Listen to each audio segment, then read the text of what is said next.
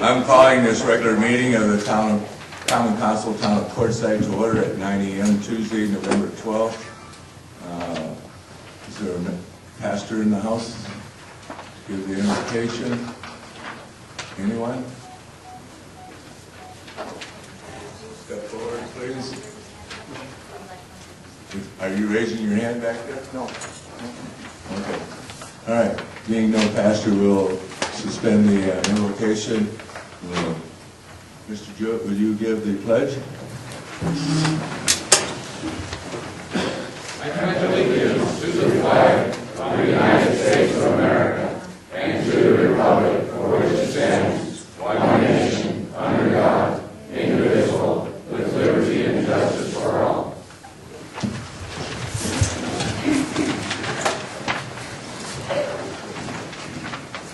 Will the clerk call the roll, please? Mayor Foster. Here. Councilmember Anderson. Here.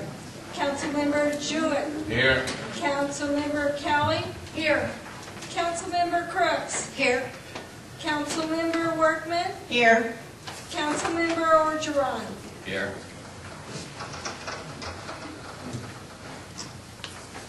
Okay. Approval of the amendments of the agenda. Do I have a motion? I move that we remove item number 111312-06, 111312-07, 111312-09, 111312-10, 111312-11, 111312-12,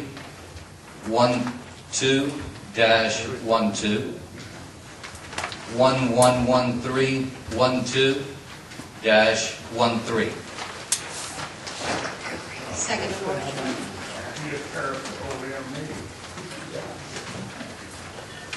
I lost count. What does that leave on the agenda?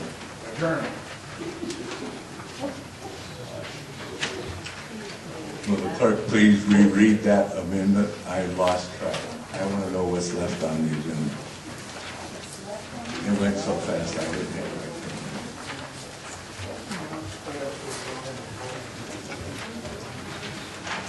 He made a motion to remove item 111312-06, 111312-07, 111312-09, 111312-110, I'm sorry, 10, 1113-11, 1113-112-12, 1113-13, and that leaves items, item 1 is 12-01,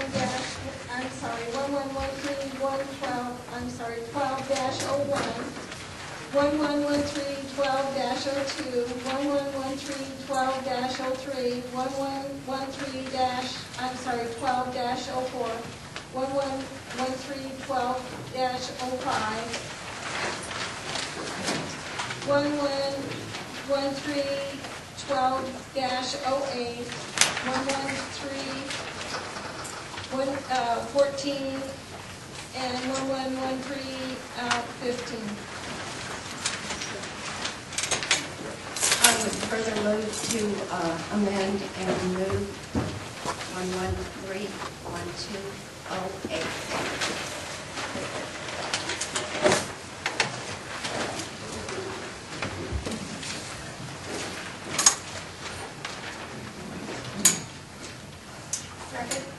It's been moved and seconded.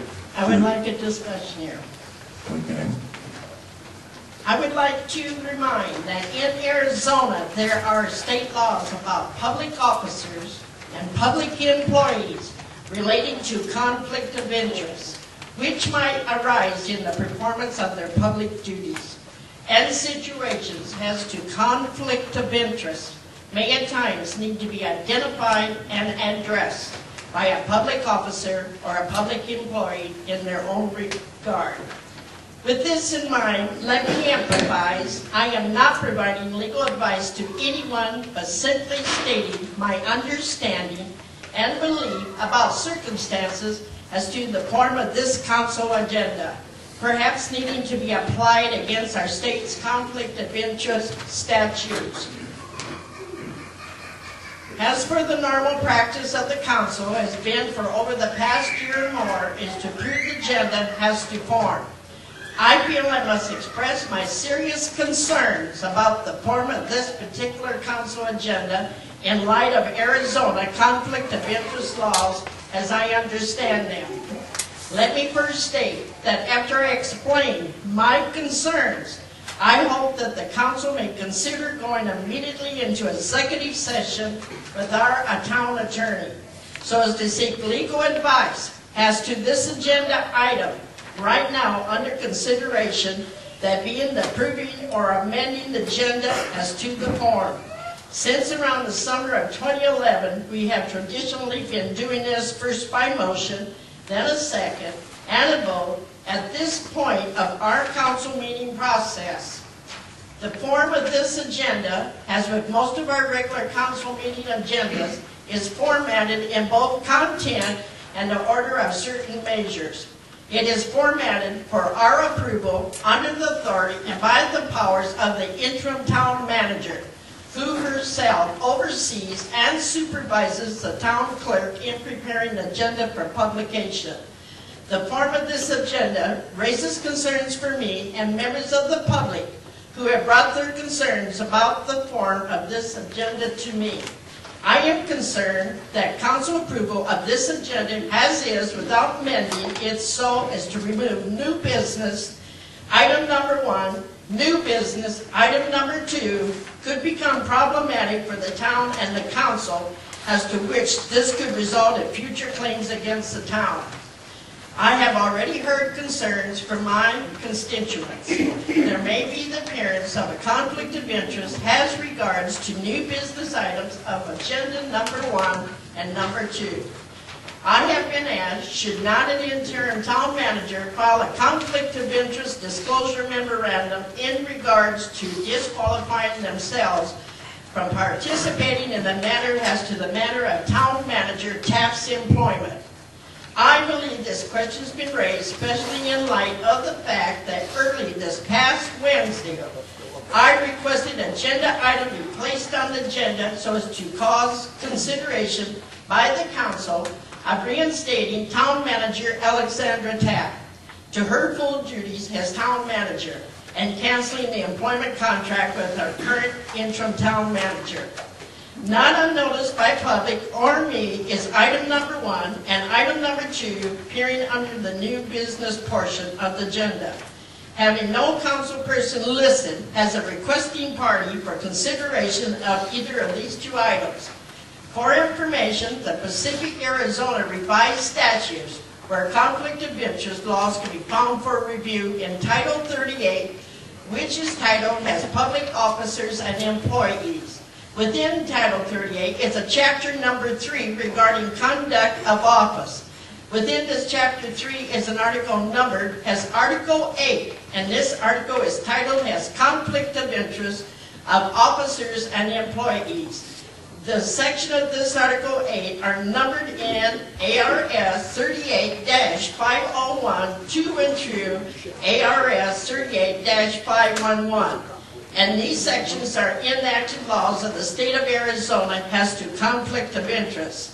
I believe and understand the application of ARS Title 38, Chapter 3, Article 8 may apply to the interim manager in regards of item number 1 and item number 2 of the new business items of the form of this agenda.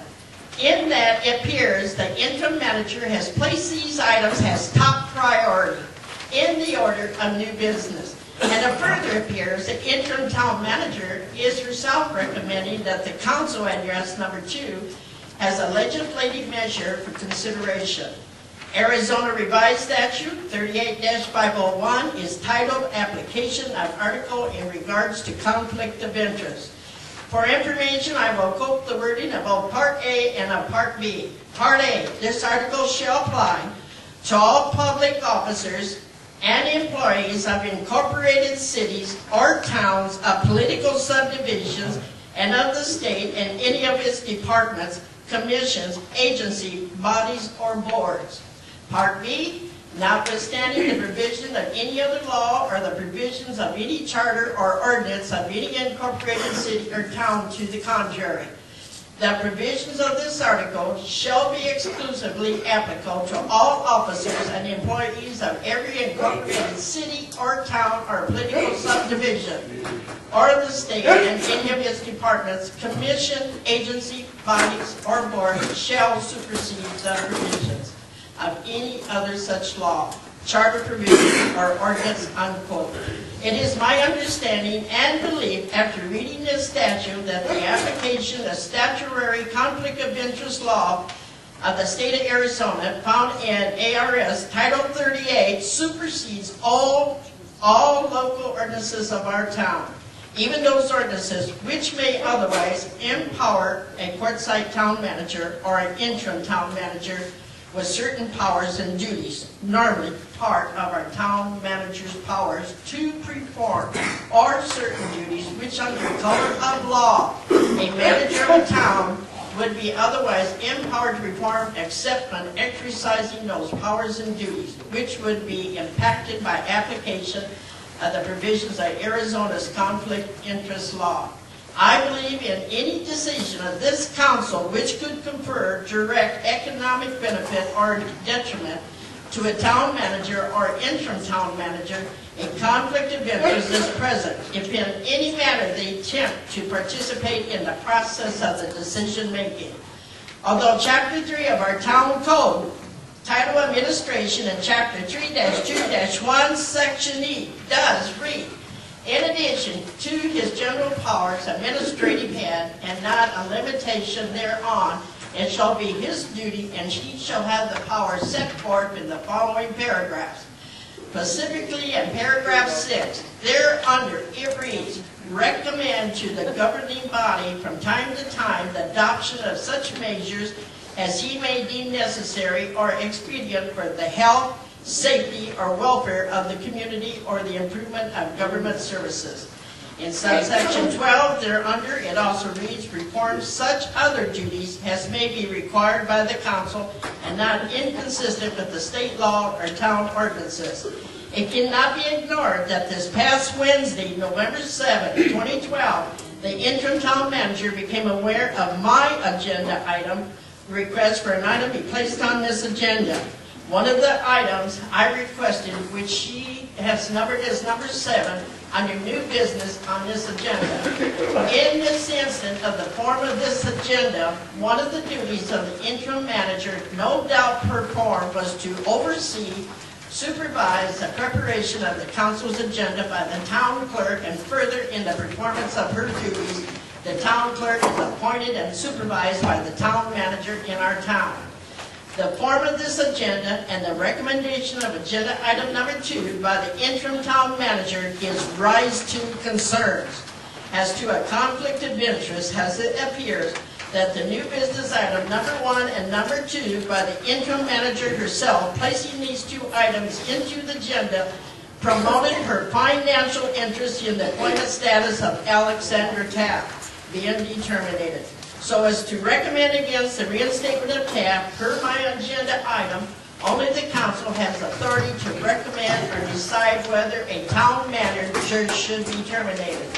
In recommending item number 2 to terminate Manager Taft's employment status vis-a-vis my agenda item number 7, which would cause consideration of terminating the interim manager, I feel appearance of conflict of interest has arisen. Such being said, I believe that the state law may have required at the moment the interim town manager became aware of my proposed Resolution 12-20 to terminate her contract and to reinstate Town Manager Tabb, including my request for Resolution 12-20 in the same regard inclusion in the agenda for today. As agenda item, the interim town manager likely had a duty under the state of Arizona conflict of interest statutes to file a conflict of interest disclosure memorandum in the special file to be maintained pursuant to ARS 38-509 by the town of Quartzsite for such disclosure of conflict of interest. Amen. I move the motion to amend. I move to have the motion amended as to approving this agenda in that it may be amended to adjourn to executive session for legal advice, and I would like to remind. I guess that's it. Could you repeat that, please? Okay. All right. I'm going to make a statement before we even consider this. This is my first full session as mayor.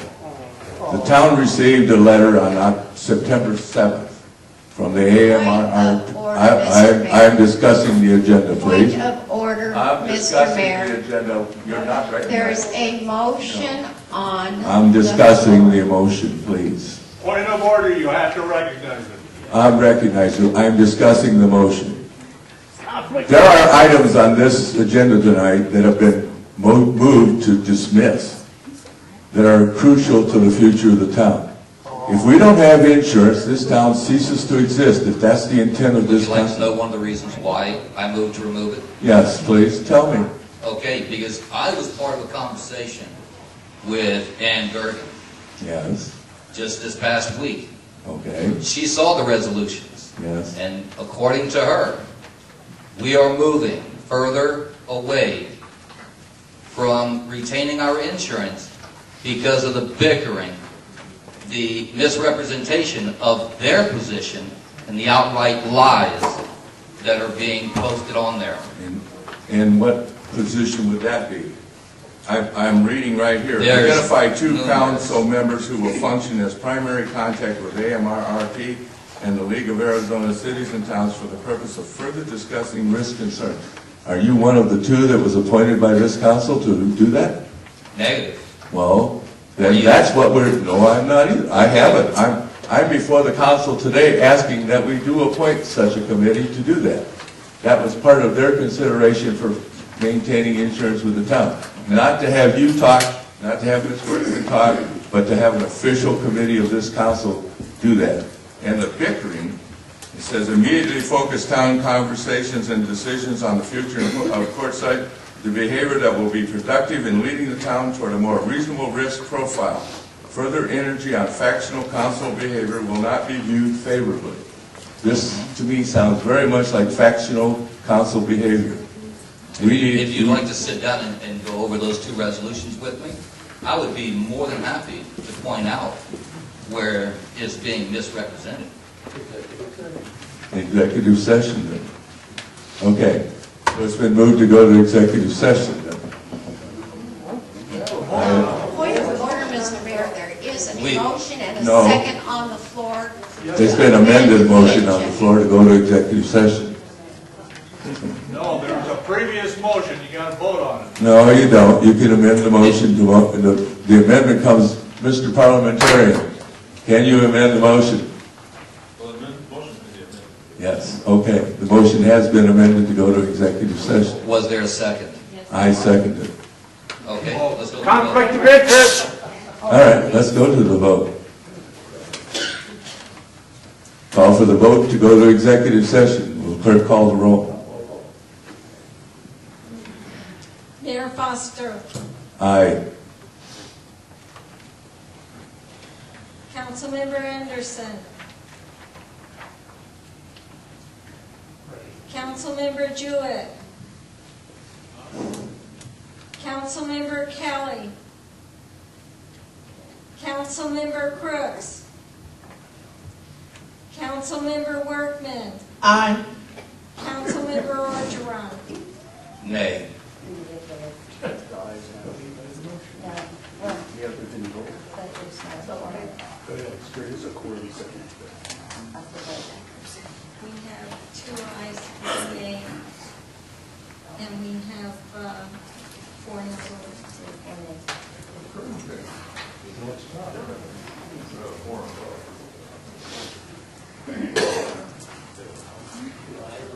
All right, so the motion failed. Okay, well then we have a motion before to amend the agenda. We'll go to the vote on that. We'll call the roll, please. Councilmember Foster. It's Mayor Foster. I'm sorry. Mayor Foster. Nay. Councilmember Anderson. Aye. Councilmember Jewett. Aye. Councilmember Kelly. Councilmember Crooks. Aye. Councilmember Workman. Nay. Conflict of interest. Councilmember Orgeron. Aye.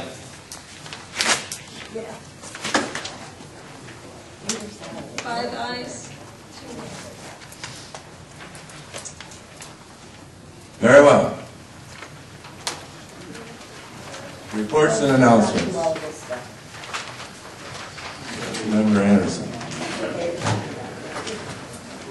I would just like at this time to give a shout out for the Celia's Gardens annual spaghetti feed. That of course will be to benefit the garden. And that will be at 5 o'clock at the QIA, and they'll be serving spaghetti.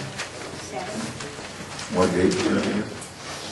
I'm sorry, that'll be this evening at 5. This evening at 5. Okay. Town manager's report. Thank you very much. I have 2 items that I will be covering for the council today. I would like to give a brief update on our budget status. Specifically, our sales tax revenues, our collections are significantly ahead of last year by approximately $100,000 thus far. In addition, we have certain positions that we are not going to be filling, that of assistant town manager, that of the assistant town clerk, that of the recreation supervisor, and that of a part-time parts worker. We intend to use these additional resources and expenditure savings to offset what we expect to be increased insurance costs. We anticipate they're going to come in around $70,000 more than last year, so we will be well poised to be able to address those additional costs. I have brought in the CPA firm of Heinfeld, Meach and Company out of Phoenix to assist staff with our year-end closing and to provide us with a good, clean set of ending fund balance numbers with which to accomplish our budget updates. I anticipate getting back to the council with amendments to the budget as soon as we have those closing numbers. The next item that I want to discuss or to cover with the council is an insurance update. As council members are aware, the AMRRP, which is the risk pool, provides property and casualty coverage and workers' comp coverage to the town. The town's property and casualty insurance was due for renewal in early October.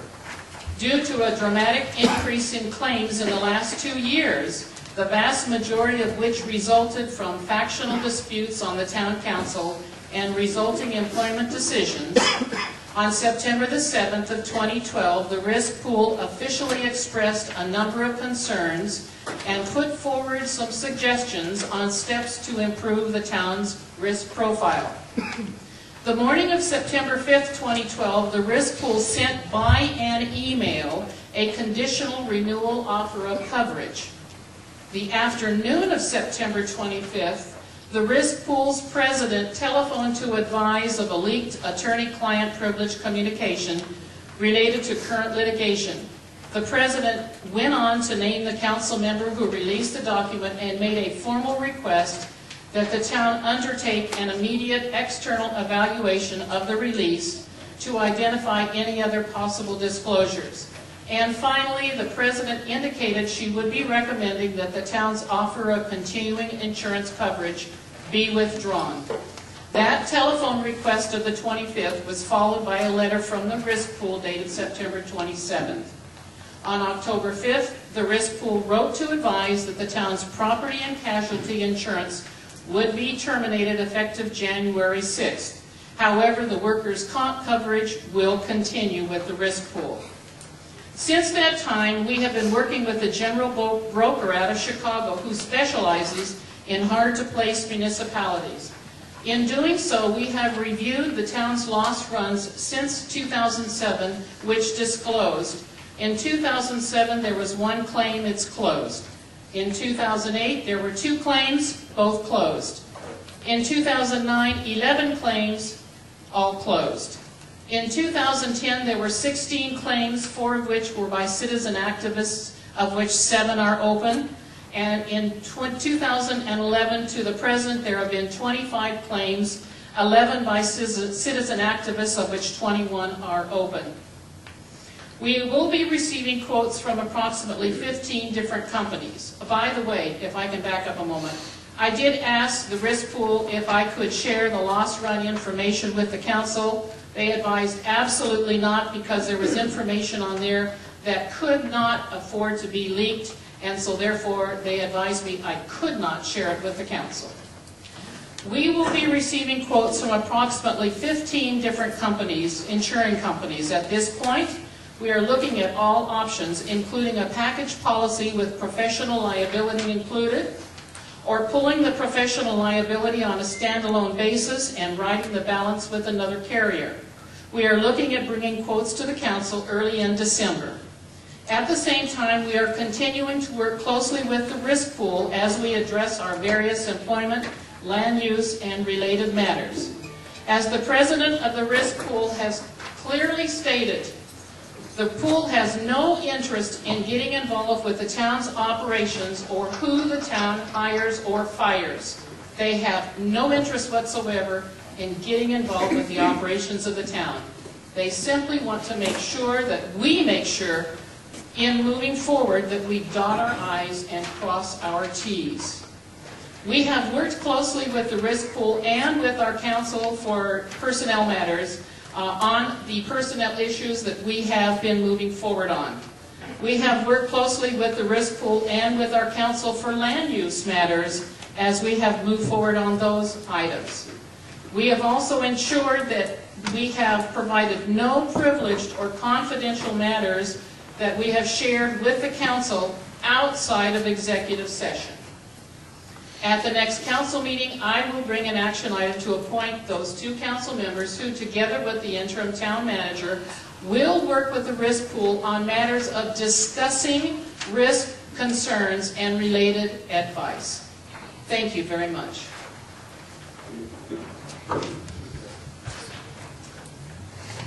Consent agenda. I make a motion that we pull item 5 and 8 for discussion.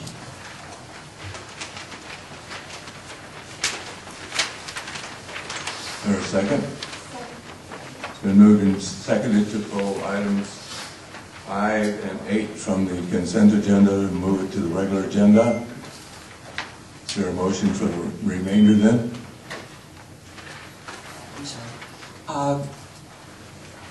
Yes, that we approve the remainder of the consent agenda. Is there a second? Second. It's been moved and seconded to approve the remainder of the consent agenda. Is there any discussion? Being none, we'll go to the vote. All those in favor signify by saying aye. Aye. All opposed? The ayes have it.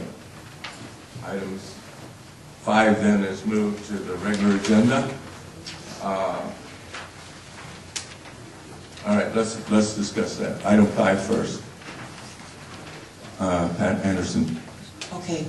My one question is, in the past, when somebody has submitted a volunteer statement, it goes to that particular board, commission, whatever. Was that the case with this one also? Are you asking me, Ms. Anderson? Okay. Yes. I want to make sure. I didn't want to answer That is true on the Health and Development Board. On the Planning and Zoning Board, can everybody hear me okay? No. Okay. On the Planning and Zoning Board, many times there are positions that are up for renewal. We do not, as a rule, submit the names for their review, because if they're up for review, they may say no to any choices because they don't want to be replaced, and the final decision is for the council. On any of the other boards, yes, it is. That is true. Okay, now I see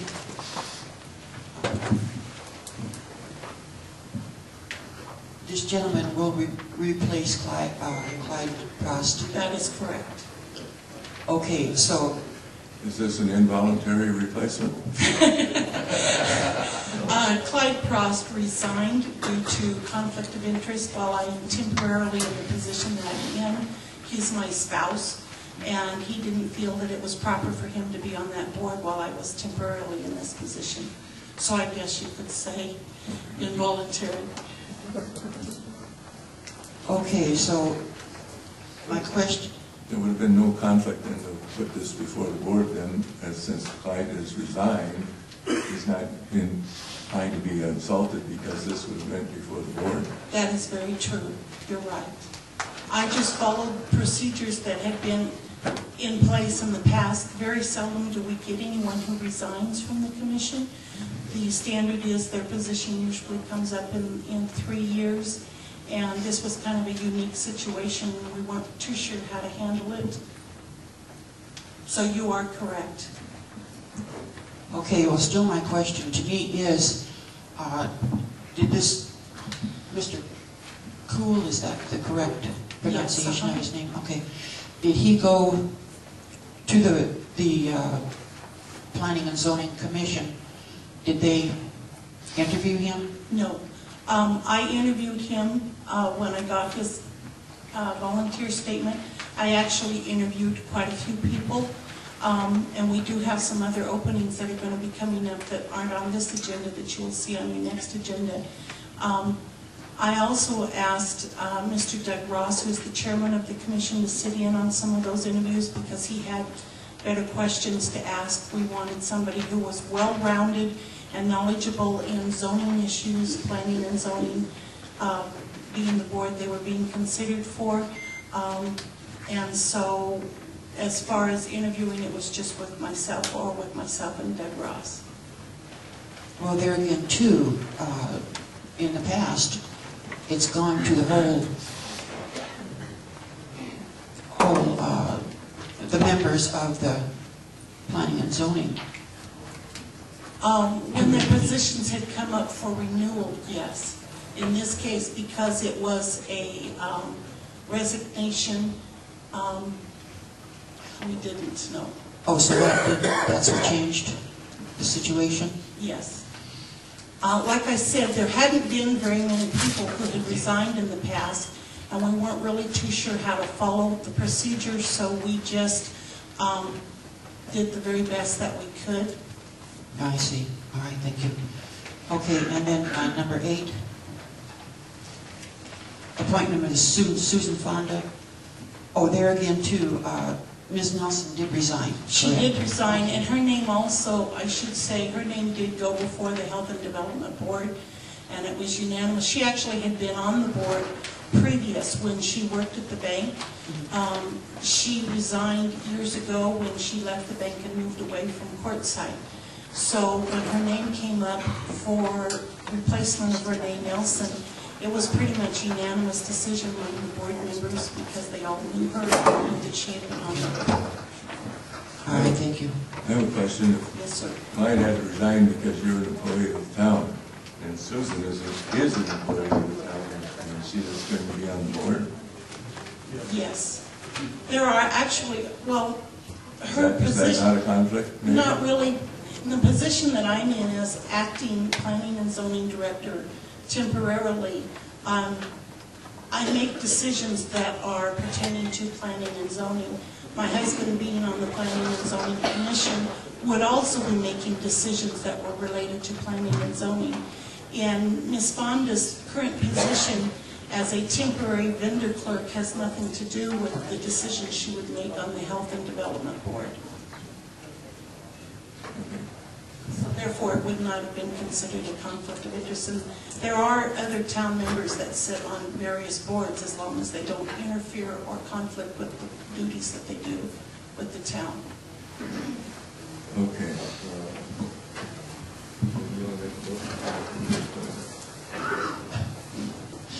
Okay, then I will make the motion to approve the appointments. Second. It's been moved and seconded to approve the appointments of Mr. Kuehl and Ms. Fonda to the respective boards. Is there any discussion? Being none, we'll go to the vote. All those in favor signify by saying aye. Aye. All opposed? Ayes have it. We're going to skip ahead here and let Mr. Murphy do his presentation so he can leave the area. That's number 3. An update on the wastewater treatment plant expansion. I make a motion that we go ahead and hear the thing. It's been moved and seconded. All in favor signify by saying aye. Aye. Okay, Mr. Murphy.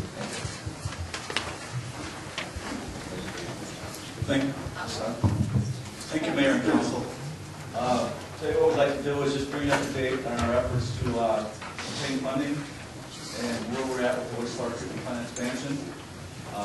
Mike Krebs is with Pace Consulting. They actually did the redesign of the treatment plant and has worked with myself and the USDA and WIPA to obtain the funding necessary to do this. So our purpose today is just to bring you up to date. We'll be recommending to come to council, I think the next agenda, for a contract to go to bidding services and for some additional designs, I think, which will help the community. That is some of the plans.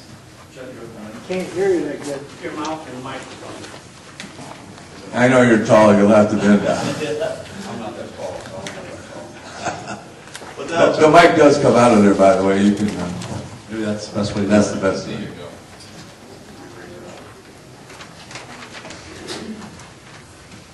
We've been working on this project for approximately 3 years or 4 years, I think, pretty close to it. Yeah. We've completely redesigned it. What we've been waiting on last year was just obtaining funding from USDA. They've indicated that funding is available now at 50%. WIPA has approved funding, pending some meetings with them. Okay. So with that, I'll turn it over to Mike to kind of go through where we've been and how we got here. Thank you, Kevin. Thank you, Mayor and Council, for the opportunity to be here to get you up to date with the what we've worked on at the plant. I'm just going to run through just a review here. We've got about 20 slides. It won't take too long, but just talk a little bit about the current restrictions and requirements, the existing plant, the proposed design, the value engineering that was proposed for the design, and the benefits of that, which were capital and operational cost savings. We also found some deficiencies. We also added some manhole protection and additional water line to the wastewater plant. There is currently no potable water at the wastewater plant. And funding approval, as Kevin had mentioned, has been obtained, and so we're here to just request that we can basically continue on with the process of getting the plant up to date and increase its capacity.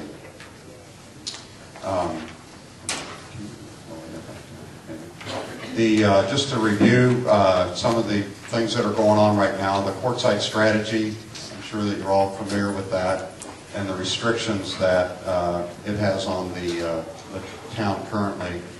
And so that'll go away in just a minute. So there's an extent to the contamination. I have a map here that we can just look at real quickly and show it to you. But it's basically due to all the septic and leach field systems. The plant needs to be expanded to eliminate those. It's kind of a catch-22. You can't eliminate them until the plant's large enough to be able to handle it. And in addition to that, with the expansion, we'll be able to bring on additional services And with the winter flows, we'll be able to meet those. Actually, the winter flows currently with the existing plant exceeds the existing capacity of the facility. This is the quartzite strategy, and I know it's difficult to see. Outline where the flame is, the yellow. In the yellow, if you can see it, Kevin will point it out, but that's where ADQ has determined where the nitrogen plume is in the groundwater, and that's what we're battling right now, and that just needs to be resolved. This elimination of the septic and the leach fields will take care of that, and again, the plant needs to be expanded as a result of that. The main concerns on the process evaluation were the extremely different flows in the plant. You had low summer flows and high winter flows, and you all know why that happens better than I do. New turndown capacity was important for that summer flows in order that the plant can process those lower flows as efficiently as possible.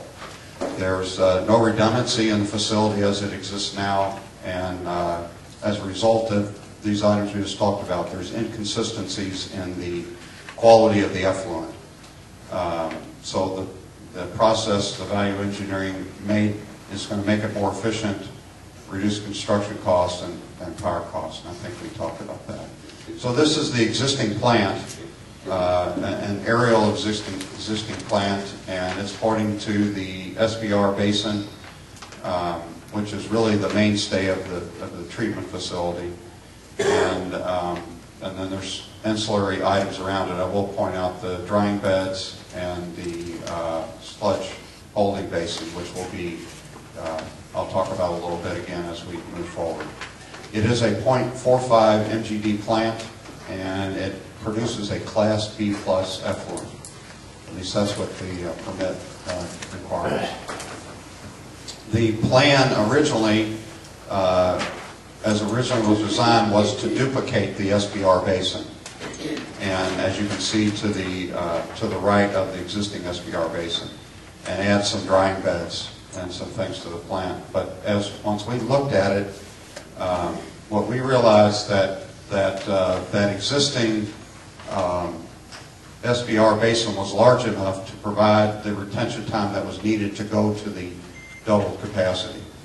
And so we proposed to divide that existing basin into two basins and then replace the surface aeration with fine bubble aeration and blowers. And it's going to actually address all of the items that we've been talking about, which is reduce capital cost, operational cost, and provide a more consistent effluent quality. And so here's what it looks like. So we took the basin and divided it into two. What's the advantage of that is that, one, we don't have to build another basin. So there's going to be some capital cost savings in that area. And one of the other things, this was one of the deficiencies that we found, is that the drying beds that were proposed in the previous design were not sufficient enough to handle the capacity of the plant. So we're having to add additional basins than what was originally proposed. One other issue that goes along with this plant is the timing of it. The existing SBR basin, which is the basin on the left here, we have to shut that down and get into it. And the only time of year that we can do that is during the summer. And so during the summer months, we will shut that down and do the work. We have to put a wall in the middle of it and divide it into two separate basins. Then we're going to reline it with a PVC, or not a PVC, but a plastic liner, that HDPE, that will hold up in the sun and everything else. But it will allow that flexibility in operations. It will allow to, if they need to get in one and work on it, they can shut it down and get in the other one and that stuff. They can do that now, at least until their capacity gets to the point where it's large. But in the summertime, with your flows being so much lower, you'll still be able to have that flexibility. And what will happen is that the sludge aeration basin, which I mentioned to you, which is on the lower basin on the right, That will be used to do the treatment during the summer when this basin is out of service and being updated. So that has to, timing-wise, that has to be coordinated. But there's a lot of work to be done outside of that basin that can happen. We could start today doing all that work in preparations of shutting this down so that during next fall, before the rush gets here, we can put this back on service and everything will go as planned. So just an idea of where we were as far as the value engineering comparison and the cost savings. The original cost that was proposed for the plant construction was about $4 million. And the value engineering, we had a range in there of 3.2 to 3.3. So the savings was about $750,000 to just under 600, or just over $600,000, 675, I should say. And so, well, that savings was used to take care of some of these deficiencies that we found out. One was the lift station. The lift station was not upgraded in that original design, and so therefore we found out that the pumps and all that stuff, even if you updated the rest of the plant, you couldn't get the water to the plant.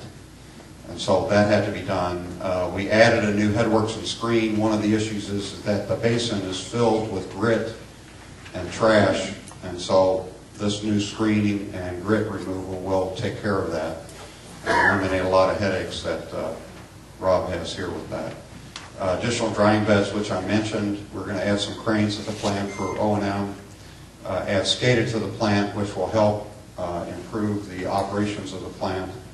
And then I think I mentioned the water line that we'll add to the plant. And then there are 15 manholes in Tyson Wash that when we get a storm, they get compromised. It can be compromised. You've already had the plant hit a couple times with some pretty tough storms that have inundated the plant and almost caused it to overflow. So those will be secured and protected in the process. So when we end up looking at the cost, where we end up when we add the additional plant work, protection of the manholes, and the original design fee that USDA allowed us to put in and be a part of the grant money, which was a blessing for the town. The total estimated cost now is $6.1 million. And so that's where we capitalize. Operational costs, what this chart shows, I know it's a little bit hard to read, but basically with the new design going from the surface aerators to the fine bubble aeration and the blowers, this basically says that the operational cost there'll be an annual savings at the current flows of 1.67 MGD of $35,000 annually. These are approximate numbers, but that's what we believe.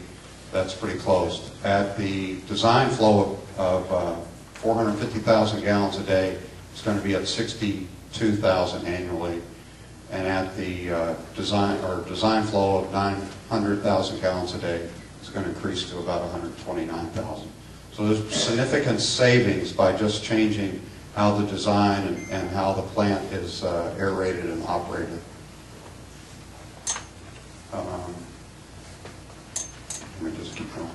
Okay. So compromised manholes. We've talked about this a little bit, and I just wanted to add a little blurb on those.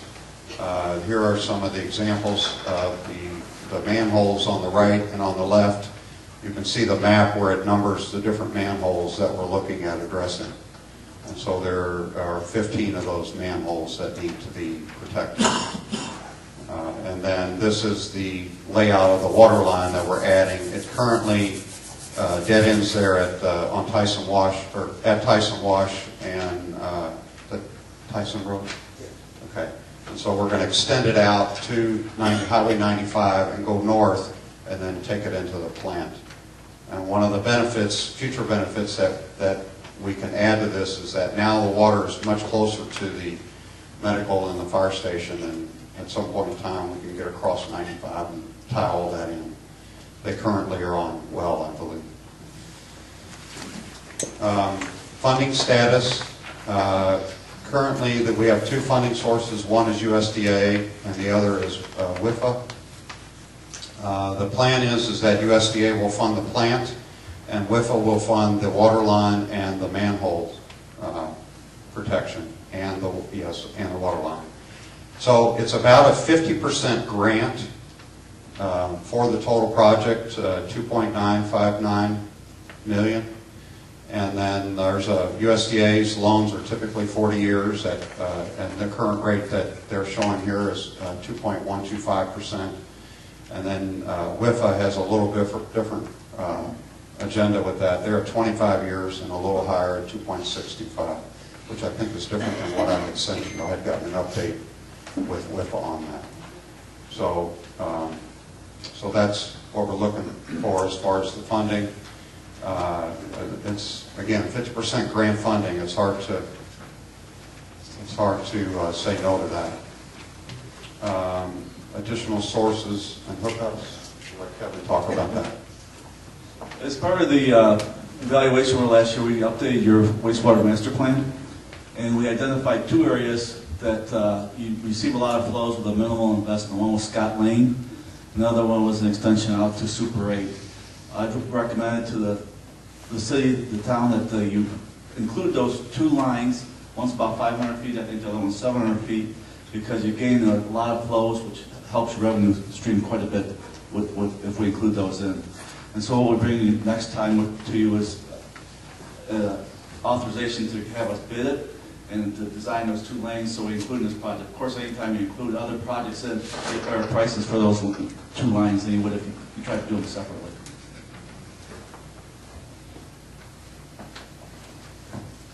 Okay, just to review the plan status. The construction plans and documents are completed, and they're currently under review at the USDA.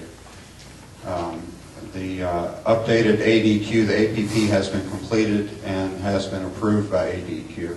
I think you have a copy of it, right? Okay, and so at this point we were requesting the council to approve to proceed with the bidding of the project and eventually award of the construction of the wastewater plant expansion. Which is what we would be bringing forward at the next council meeting, is that request. So we'll open it up to, if there are any questions about, I know we went through a lot of material very quickly, and some of it, most of it may be new to a lot of you, so if you have any questions, Kevin and I'd be happy to address those. Ms. Anderson? Okay, how far east in town does the sewer line go? That would be towards Phoenix. Okay, let me ask it this way. Rob would know the answer. I'm sorry. Riggles Road. Riggles Road. Where they're doing that new Chevron, you got sewer there. Oh, say, okay, so Arco is now on the sewer? Pardon?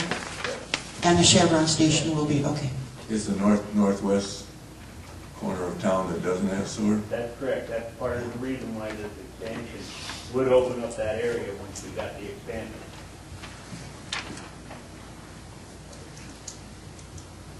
Any other question?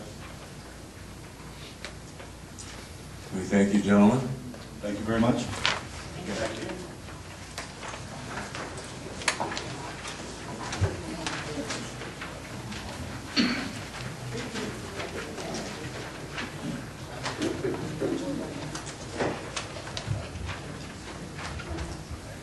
Okay, new business.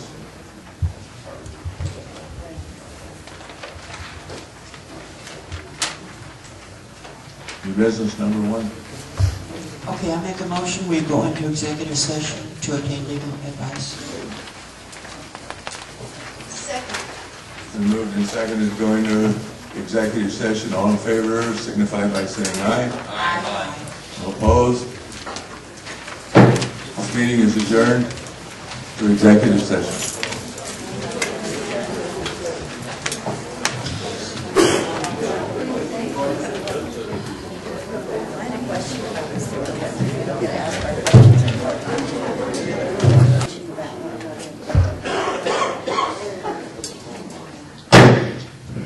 Calling this regular meeting of the Common Council Town of Quartzsite back to order. Will the clerk call the roll? Mayor Foster. Here. Vice Mayor Jewett. Here. Councilmember Anderson. Here. Councilmember Crooks. Here. Councilmember Kelly. Here. Councilmember Workman. Here. Councilmember Orgeron. Here. To continue on, new business number 2. I move that we motion to terminate the appointment of town manager. I think you have to read the agenda item first, right? Pardon? You normally read the agenda item and then make the motion to do whatever. Ms. Bruno, would you read number 2? Sure. Item number 2, at the discretion of the council, motion to terminate employment of town manager Alexandra Taft pursuant to Town Code Section 3-2-1D. Now, could I have a motion? I move that we terminate the employment of town manager Alexander Taft.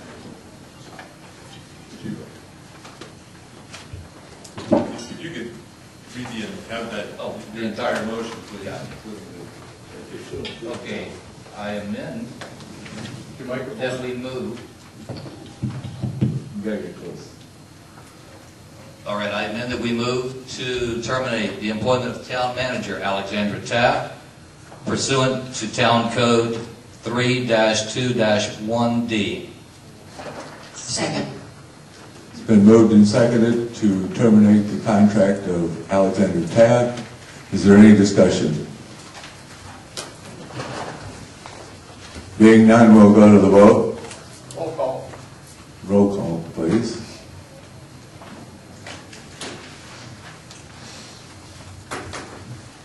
Mayor Foster. Aye. Vice Mayor Jewett. Aye. Councilmember Anderson. Aye. Councilmember Crooks. Aye. Councilmember Workman. Nay. Councilmember Orgeron. Aye. 6 Yeah. ayes. I'm sorry, Councilmember Kelly. I'm sorry. Thanks, I believe the ayes have it. Moving on. Item 4, Mark Orgeron. Discussion and approval to collect monies owed to the town by multiple parties by directing the town manager to take all actions necessary to collect monies owed to the town, including commencing any necessary legal action. Second.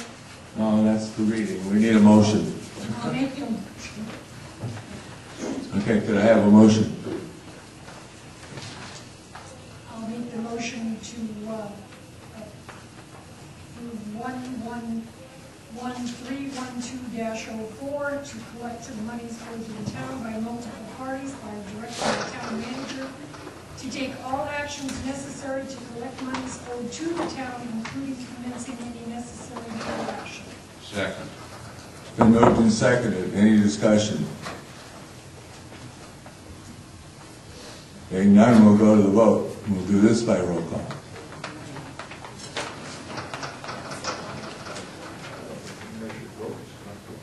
Mayor Foster. Aye. Conflict of interest. Vice Mayor Jewett. Aye. Councilmember Anderson. Aye. Councilmember Kelly. Aye. Councilmember Crooks. Aye. Councilmember Workman. Nay. Councilmember Orgeron. Aye. I have 6 ayes, 1 nay. Moving on. New business number 14, Beth Pratt. We missed 5. Yes. Okay. I did? Okay. Sorry. Ms. Crooks? Thank you. This item is 11312-05, discussion with acting town attorney to provide counsel with clear understanding of the mayor's duties, responsibilities, and role and limits of his powers. Do I have a motion? I make a motion to discuss the discussion with town attorney to provide counsel with clear understanding of the mayor's duties. Second. Then moved and seconded. Any discussion?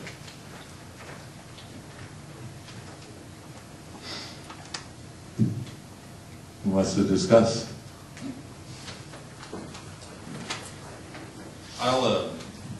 I can do this in different ways, Mr. Mayor, Mr. Vice Mayor.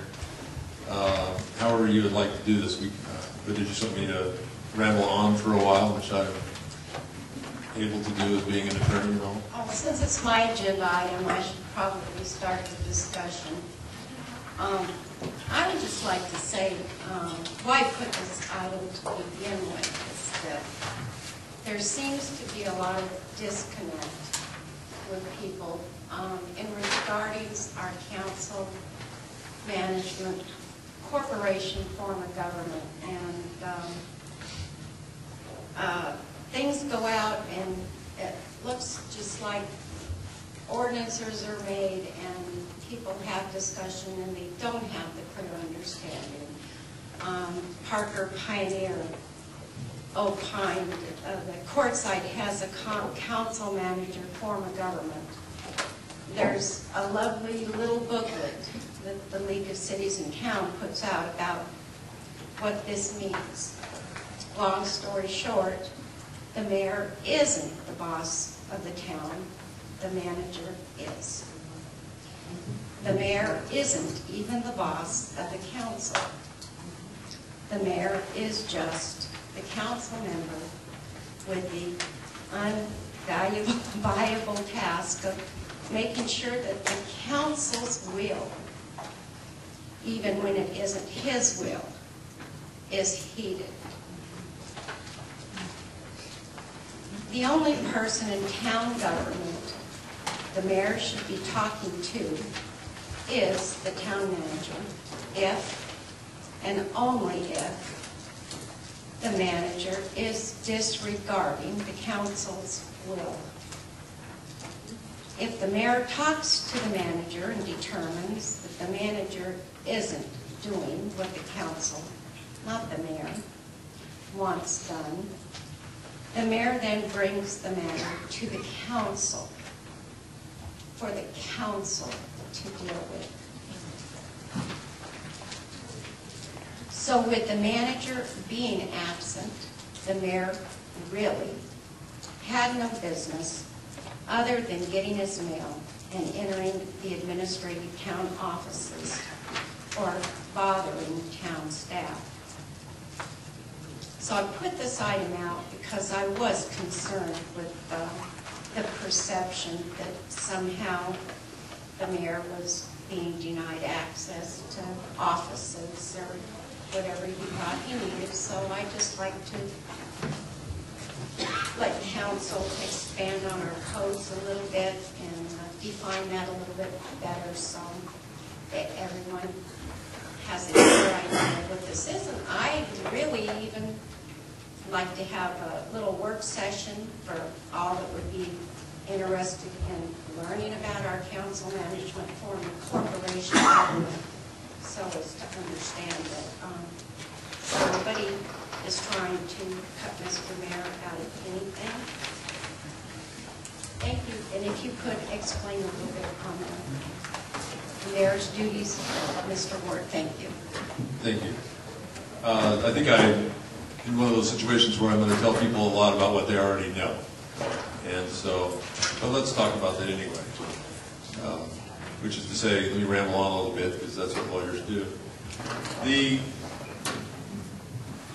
Arizona has a different type of form of government than you'll find in a lot of places, especially the further east you go in the country. And we do have a mayor form of government. I'm sorry, mayor, city manager form of government, town manager form of government. It's very, very common in Arizona, and I think there's only one town, one that's not, that has a commission form of government, only because they're so small.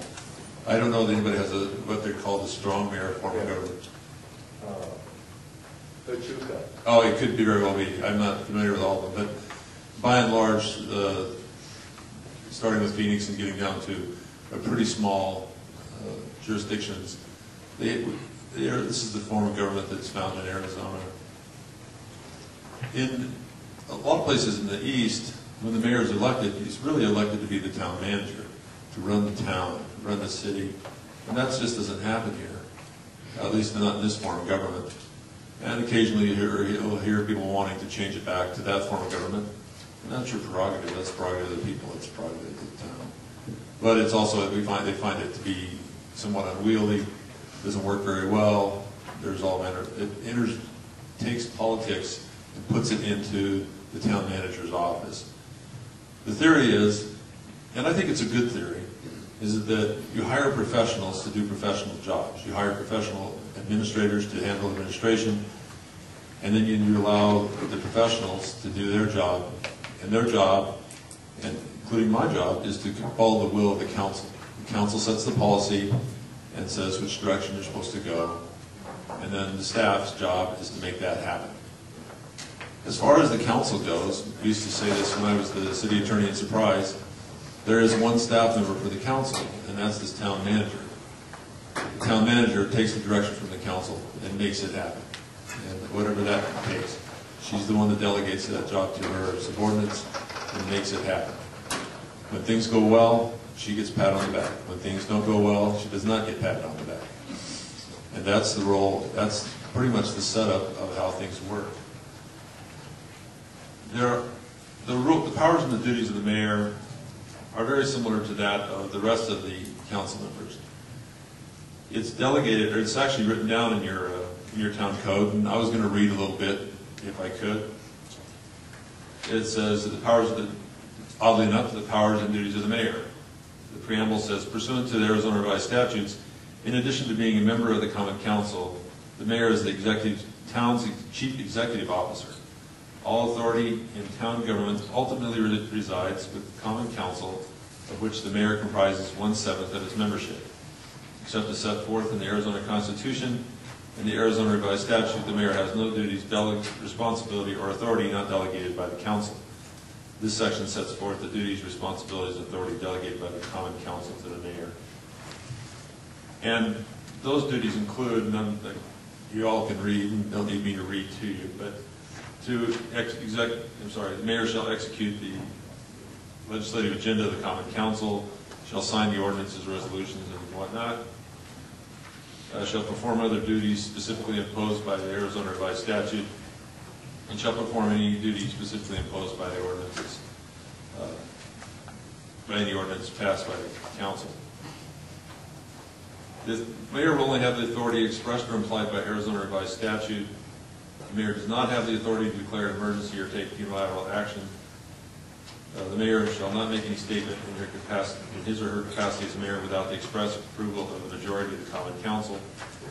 The mayor shall not use the town letterhead in any correspondence without the express approval of the majority of the Common Council. And the mayor shall not represent the town before any other town, city, county, state, federal government agency without the express approval of a majority of the Common Council. And while this all sounds a bit severe on its face, this is not uncommon in Arizona. It's a fairly common set. The mayor runs the town meetings and is often the one who cuts the ribbon and kisses babies and shakes hands, in addition to having the significant influence of 1/7 of the council. So as far as raw power goes, not as much raw power as perhaps a different type of government, but the mayor does have considerable influence in the town. I hope that's what you were asking. Thank you. And I like to do this a little bit. Can't hear you. Can't hear you. Sorry. For members of the public, would there be an interest in this council and the town scheduling a workshop where a little bit more in detail could be studied, because I really do feel that there has been a disconnect as to what our form of government is going. So how about a show of hands for a workshop? Point of order, stop polling public.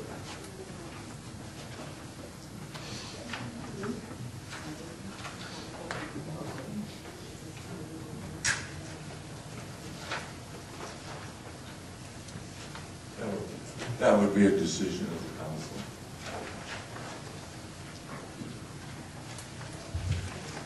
Any further discussion? If not, we'll move on.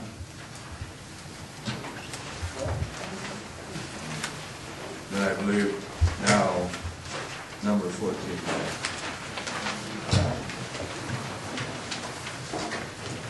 Thank you, Mr. Mayor. Number 1113-14 is discussion and possible action on the approval and change of ownership for liquor license number 07150013. The ownership is changing from Lalonde Edna Olson to her daughter, Barbara Helen Oyes. This is for Beer Bellies. This is an administrative change only. The mother started the business and she's just changing the name over into her daughter's name. Wasn't this just done recently? Yes, it was, sir. It did not get posted prior to it being on your last agenda, so we posted it legally and I brought it before you a second time. Okay, just redoing it. All right. Do I have a motion, please? I make a motion for approval on change of ownership of license 07150013. Ownership is changing from Lalonde Edna Olson to her daughter, Barbara Helen Oyes. Second. Moved and seconded. Is there any further discussion? Being none, we'll go to the vote. All those in favor signify by saying aye. Aye. Aye. All opposed? The ayes have it. Number 15. Number 1113-15 is discussion and possible action, the approval for a liquor license for Shea Oil Company. This is at their new location at the Chevron Convenience Store located at 41 North Eagles Road. This is a new license? This is a new license, yes, sir. They do not have a license at their current location. The reason being is they're too close to a Lutheran church or to a church. And so this is a new license for their new location. And yes, sir, this was on the last agenda as well. This new license has been approved by the liquor board or liquor commission? They're waiting your approval. They will say yea or nay once they receive the council's recommendation. So we're just recommending that they get this license? Correct. Yes, sir. Okay. Do I have a motion? I move we approve a liquor license for Shea Oil Company at their new Chevron Convenience Store, 41 North River Road. I believe we're approving their application, right? We're not issuing the license. That is correct. I modify that to approve application. Okay. Second. It's been moved and seconded to approve the application of Shea Oil Company Incorporated for a new liquor license at their new location. Is there any further discussion? Yes, is this a full liquor license or beer and wine? Do we know?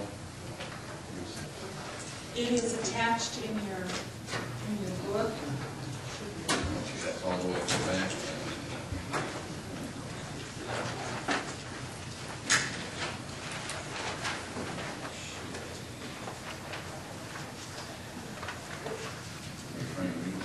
This is for beer and wine. Okay, thank you. Any further discussion? If not, we'll go to the vote. All those in favor of approving the application for a beer and wine license by Shea Oil signify by saying aye. Aye. All opposed? None? Okay, that's approved. Meeting is adjourned.